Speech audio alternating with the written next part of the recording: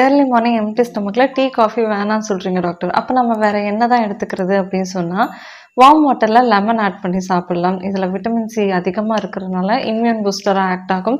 அதேபோல கொஞ்சம் ஸ்கின் வந்து க்ளோயிங்கா இருக்கும்.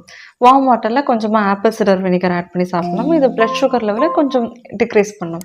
அடுத்து வார்ம் வாட்டர்ல சின்னமன் ஆட் பண்ணி சாப்பிடலாம். அதேபோல வார்ம் வாட்டர்ல துளசி சாப்பிடலாம். இதுல வந்து ரேரா கிடைக்கக்கூடிய ஆன்டி ஆக்ஸிடென்ட்ஸ் நெறையவே இருக்கு.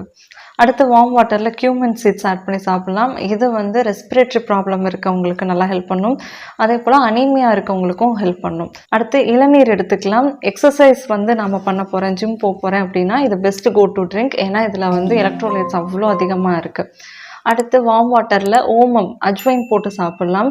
இது லேடீஸ் பீரியட்ஸ் இஷ்யூ அதிகமா இருக்கு. மென்ஸ்ட்ரல் கிராம்ப்லாம் நெறையா வந்து எனக்கு வரும் அப்படிங்கும்போது, இந்த வாட்டர் வந்து கொஞ்சம் கிராம்ப்ஸ நல்லாவே ரிலீவ் பண்ணும். அடுத்து ஆம்லா ஜூஸோட சேர்த்து கொஞ்சம் ஆலோவேரா ஆட் பண்ணி சாப்பிடலாம். இது இரிட்டபிள் பவல் சிண்ட்ரோம் இருக்க பேஷண்ட்ஸுக்கு நல்லாவே ஹெல்ப் பண்றதா வந்து ரிவ்யூஸ் இருக்கு.